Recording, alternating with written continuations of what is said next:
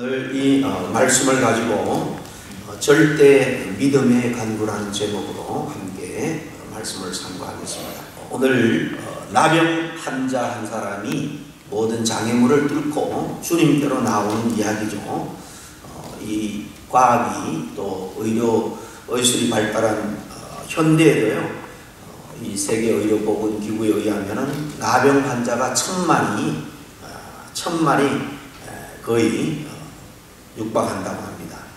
치료약이 제대로 없었던 과거에는 정말 절망적인 그런 질병이죠. 그래서 가족들, 가까운 사람들과 다 격리되어야 되기 때문에 또 이 유대 땅에서는 이 당시에 하나님의 저주로 임하는 병이다 라고 생각을 했기 때문에 이 병에 걸리면 수치심과 더불어서 완전히 이 사회로부터 격리되어야 되는 그런 외로움 때문에 정말 하루하루가 절망과 원망 가운데 살아갈 수밖에 없었을 것입니다. 저도 23, 4년 전 이제 미국 오기 직전에 우리 여성교회가 한 100여 명이 버스 2대를 맞춰가지고 소록도에 방문한 적이 있습니다. 아시는 것처럼 이 소록도는 과거에 이 나병 환자들을 격리시키기 위해서 특별히 그 한 섬을 지정해서 거리로 이 나병 환자들을 모아서 거기 가면 전적으로 이 환자들을 위해서 치료하는 큰 병원도 있고요. 수많은 의사들, 간호사들이 헌신적으로 섬겨서 제가 갔을 때에는 나병이 이제 드디어 전염은 되지 않지만은 그동안 앓은 그 질병으로 말미암아 눈썹들이 떨어져 나가고 코가 떨어져 나가고 정말 얼굴이 대부분 일그러져 있고 손발가락이 두세 개씩은 다 떨어져 나가 있는, 그러면서도 거기 소록도 교회에서 같이 예배를 드리는데 그렇게 즐겁고 기쁨으로 예배를 드릴 수가 없는 그런 이 나병 환자들의 모습을 보면서 위로차였다가 오히려 도전과 은혜를 많이 받고 온 적이 있습니다. 이렇게 다 그때는 치유가 되었지만은 정말 그 일그러진 모습을 볼 때 이 질병으로 당한 고통이 얼마나 극심했는가 하는 것을 정말 뼈저리게 느끼고 왔습니다. 전염이 되지 않는다 그래도요, 사실 같이 이렇게 밥 먹기가 쉽지가 않습니다. 예배할 때는 오히려 우리 교우들이 그들을 정말 같이 손을 잡고 마지막에 기도합시다. 담임 목사님이 마지막에 용기가 났는지 그렇게 그들 위해서 기도하기 위해서 다 같이 옆에 사람들하고 섞어서 앉았거든요. 손잡고 기도하는데 저도 마음이 선뜻 가지가 않더라고요. 그만큼 참 이 나병이 무섭다라는 것을 그때 실감할 수 있었습니다. 이 병은 30년간 육체가 죽어가고 이제 그 정도 지나면은 뇌에 침범해서 혼수 상태로 갔다가 결국은 죽게 된다고 합니다. 오늘 성경에 나오는 이 나병 환자도 정말 이런 비참한 삶을 살고 있었을 것입니다. 아무런 희망도 없죠. 그저 격리되어서 가족들이 그냥 얼굴도 보지 못하는 그런 상황에서 몰래 멀찍이 가져다주는 음식만 먹고 죽을 날만 기다리는 것이 나병 환자의 신세입니다. 빨리 죽었으면 하는 생각이 더 컸을 것입니다. 성 안에 들어갈 수도 없고 사람을 혹시 만나게 되면 저 멀리서부터 나는 부정하다 소리를 쳐야 됩니다. 그러지 않으면은 돌에 맞아 죽어도 아무런 하소연할 수 없는 것이 당시 율법에 의한 사회적인 풍습이었습니다. 그런데 어느 날 이런 절망감, 수치감, 외로움으로 좌절 속에 살아가던 이 한 나병이 기쁜 소식을 듣죠. 많은 사람들이 예수님으로부터 치유를 받는다는 이야기입니다. 이 소식 가운데 마음에 일말의 희망이 생겼을 것입니다. 나도 예수님께 나아갈 수만 있다면, 그분을 만나기만 한다면 하는 그런 기대와 또 치유에 대한 소망이 생겼을 것입니다. 그런데 말씀드린 것처럼 문제는 이렇게 자유롭게 군중들 속에 그렇게 쌓이는 예수님께 나아갈 수 있는 그런 방법이 없었습니다. 사람들로부터 나아가기 전에 돌에 맞아 죽을 수밖에 없는 신세이기 때문에. 이렇게 당시 사회적인 관습이 그에게는 큰 장애물이었을 겁니다. 마음의 갈등이 그래서 컸을 거예요. 그리고 그것을 뚫고 나아가고자 하는 그런 용기, 이것도 언뜻 처음에는 생기지 않았을 것입니다. 연약한 마음도 장애물이었을 것이고, 이대로 고통받으며 살다가 죽을 것인가, 아니면 정말 죽음을 각오하고 군중을 뚫고 주님께 나가서 한번 주님께 내 병을 고쳐달라고 간절히 요청하고, 그래서 생명을 건질 것인가, 그런 복잡한 생각 가운데 있었을 것입니다. 자기의 연약한 이런 흔들리는 마음뿐만 아니라 예수님에 대한 생각도 그에게는 장애물이었을 것이다 라는 생각을 해봅니다. 열병 같은 그런 질병은 몰라도 이렇게 당시로서는 치료약도 없고 아무도 치유받지 못했던 이 나병, 이 문둥병, 과연 이 병도 주님이 고칠 수 있을까? 그저 목수의 아들로 자랐다 그러는데 그가 이 엄청난 질병을 치유할 수 있을까? 그런 믿음의 예수님에 대한 그런 불신도 사실 일어났을 것입니다. 그런데 용기를 내죠. 결단하고 주님께 나아갑니다. 차라리 짐승보다 못한 삶을 사느니 돌에 맞아 죽어도 한번 주님께 가서 부탁이나 해보자. 그래서 죽음을 각오한 모험을 합니다. 전 인생을 그런 모험이죠. 신앙이라는 것은 때로 이런 모험이 따른다는 거예요. 그러나 우리가 믿는 주님이 하나님의 아들이고 전지전능하시고 우리 인생의 주인이기 때문에 우리 모든 것을 걸만한 분이다라는 것입니다. 겸손하게 나가서 그가 주님 앞에 엎드립니다. 신앙은 때로 우리의 생각과 계산을 뛰어넘어서 주님 앞에 엎드리고 순종할 때에 주님은 우리가 계산하고 상상하는 이상으로 큰 은혜와 축복으로 준비하고 계시는 거예요. 이렇게 나갈 수 있는 이유는 오늘 40절에 보면 주님께서 원하기만 하면은 나는 깨끗함을 받을 수 있다라는 믿음 때문이죠. 이것은 어떻게 보면 마지막 그의 성무수입니다. 모든 것을 다 그런 주님께 치유받지 못하면 돌에 맞아 죽기 때문에 절대적인 이런 믿음을 가지고 나아간 겁니다. 마태복음 8장에 보면 이 같은 장면에 주여 원하시면 저를 깨끗하게 하실 수 있습니다. 그렇게 고백을 합니다. 그러니까 주님께 예수님께 나가서 이 사람이 처음 보는데 주여라고 말합니다. 이것은 내 인생을 다 당신에게 걸었다는 거예요. 당신은 내 인생의 주인입니다. 이렇게 주님으로 예수님을 믿고 사실 그에 나가서 부탁을 하는 거죠.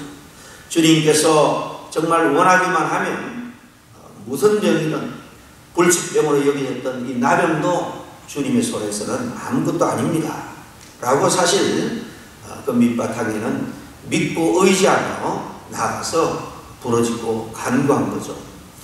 나병 환자의 고백처럼 오늘날도 주님께서 원하시면 우리의 절박한 문제를 풀어주실 메시아가 되시는 줄로 믿습니다. 문둥병에 걸려 손가락과 발가락이 떨어져 나가는 것처럼 정말 살다 보면 하나하나 상실되어 가는 것을 경험할 때도 있습니다.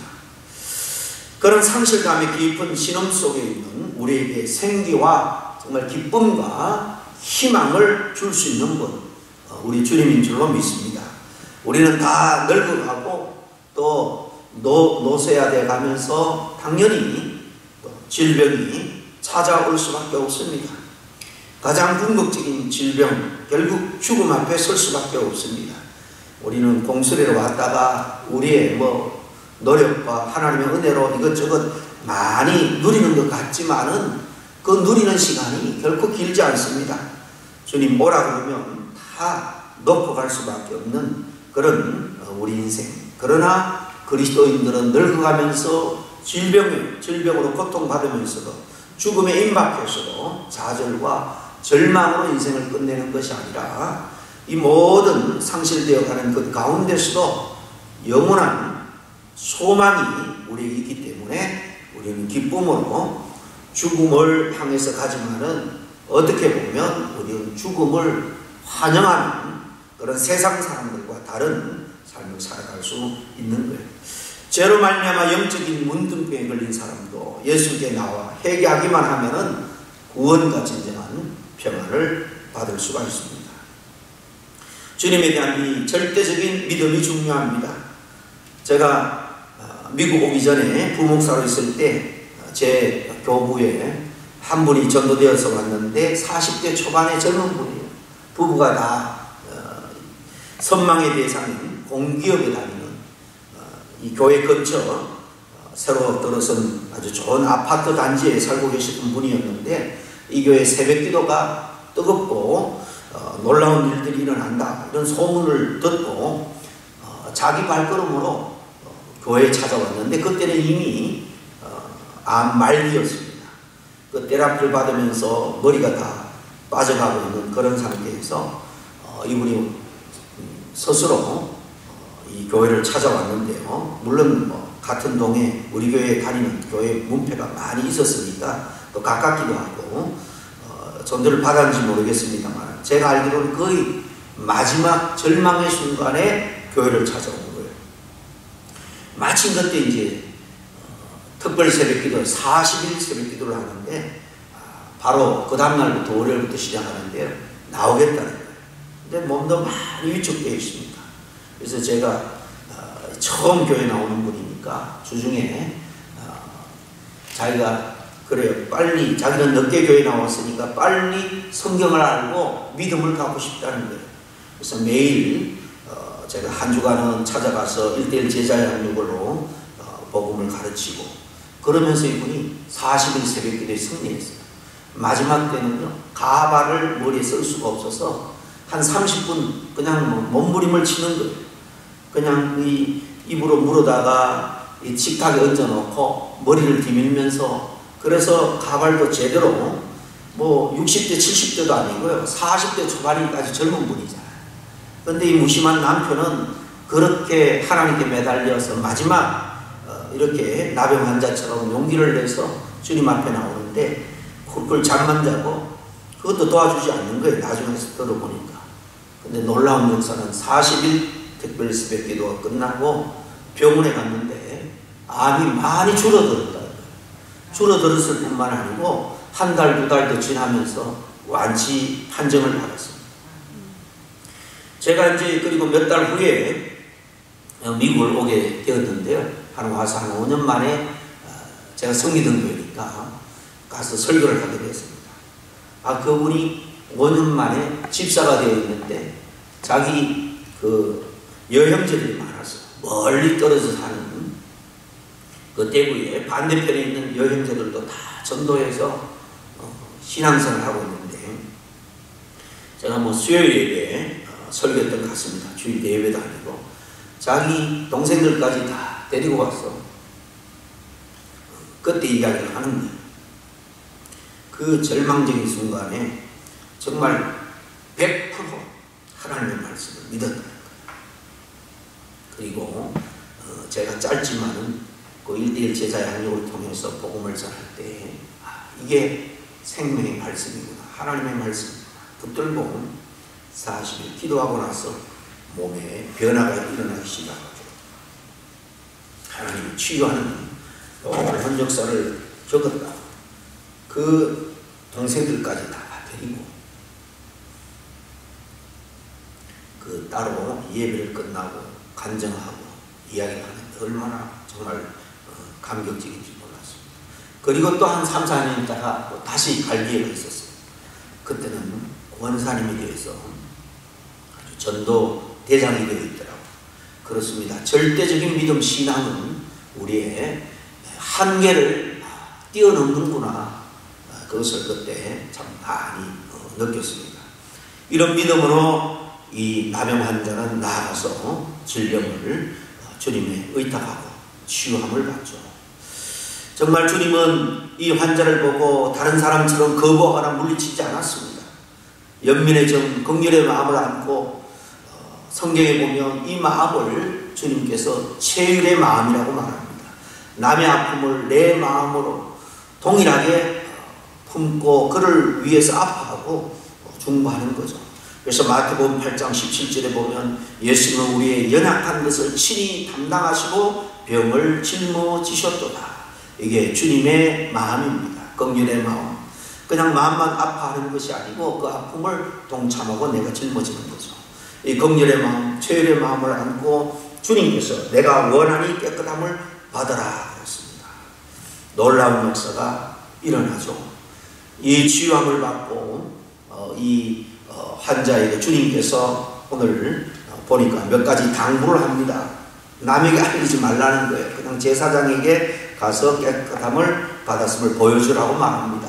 왜냐하면 이 동네 저 동네 가면서 아주 복음 전할 일이 많이 있는데 이 일이 급속히 퍼지면서 많은 사람들이 몰려와 정말 복음 듣는 일보다도 육신의 질병을 치유받는 일에 모든 사람들이 우선순위를 두고 사람들이 환자들을 데리고 오면 복음을 전할 그 장애물이 점점 커질 수밖에 없기 때문이었습니다.